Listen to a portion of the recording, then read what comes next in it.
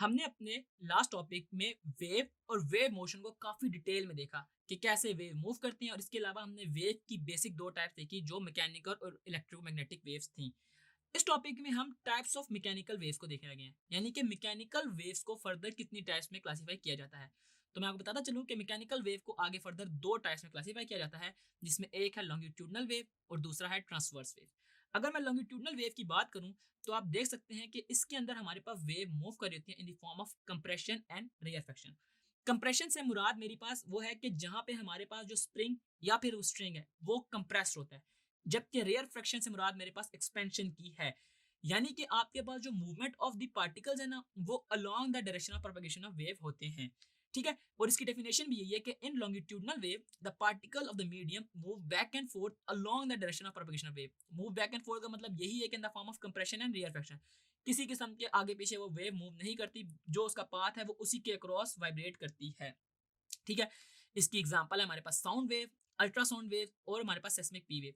Sound wave longitudinal wave की सबसे perfect example है कि जब हम बोलते हैं तो हमारे जो एयर के पार्टिकल्स है ना, उसके अंदर कंप्रेशन और रेयर फ्रैक्शंस जनरेट होती है।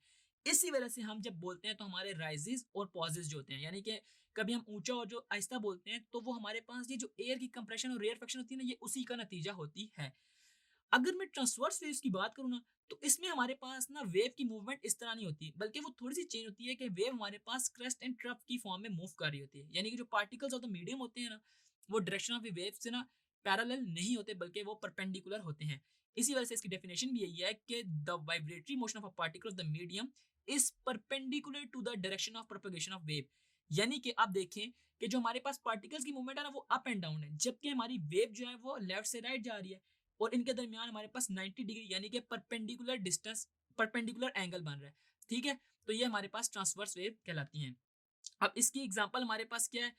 Ripples on the surface of water या फिर vibration in the guitar string. Vibration in the guitar string जो है ट्रांसवर्स वेव की एग्जांपल है कि जो जो हम उसको स्ट्रिंग्स को प्लग करते हैं, तो वो हमारे पास वेव को प्रोड्यूस करती हैं, जो हमारे पास म्यूजिक प्रोड्यूस करती हैं।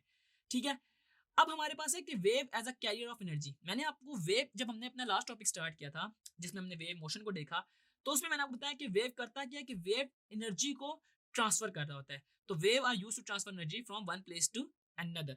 अब एक एग्जांपल देखें कि अगर एक हमारे पास पॉन्ड है, या फिर हमने एक टब की एग्जांपल जिसने लास्ट में मिली थी, जिसमें आप पेंसिल को डिप कर रहे थे, तो जो ही हम इसके अंदर एक स्टोन को थ्रो करेंगे, तो स्टोन के थ्रो होने की वजह से हमारे पास वाटर में सर्कुलर वेव्स जनरेट होंगी। अब वो सर्कुलर वेव जनरेट होने का हमारे पास एज अ रिजल्ट कर क्या रही होंगी कि अगर हमारे पास उस वाटर में कोई कॉर्क जो है फ्लोट कर रहा है, तो वो कॉर्क मूव करेगा जहां जहां हमारी वेव मूव कर रही होंगी। तो इस तरह आपको पता चल रहा होगा कि वेव जो है वो एनर्जी को ट्रांसफर कर रही है from one place to another. अब हमारे पास इसमें जो लास्ट चीज है वेव में, वो क्या है कि हमारे पास वेलोसिटी, फ्रीक्वेंसी और वेवलेंथ का आपस में रिलेशन है क्या। देखें, फ्रीक्वेंसी आपने पढ़ी हुई है, वेलोसिटी के बारे में आप जानते हैं। वेवलेंथ क्या होता है? यानी कि हमारे पास जो एक कंप्लीट वेव की जो लेंथ है, जिसमें हमारे पास एक क्रस्ट और एक ट्रफ आती है, क्योंकि उस ट्रफ के बाद वेव अपने ही साइकिल को रेप्लिकेट कर रही होती है, यानी कि रिपीट कर रही होती है, विच मीन्स कि हमारे पास वो अगेन वो रेप्लिकेट हो रहा होता है। तो हमारे पास जो पहला डिस्टेंस होता है ना, क्रस्ट से अगली क्रस्ट तक का, वो हमारे पास वेवलेंथ कहलाती है। अब इनका रिलेशन क्या है, तो वो निकालने के लिए मैं आपको बताऊं कि जो वेलोसिटी है वो आपको पता है डिस्टेंस ओवर टाइम की इक्वल होती है। ये हमने अपनी प्रीवियस क्लासेस से पढ़ते हुए आ रहे हैं, जब हम न्यूटन के लॉस पढ़ रहे थे।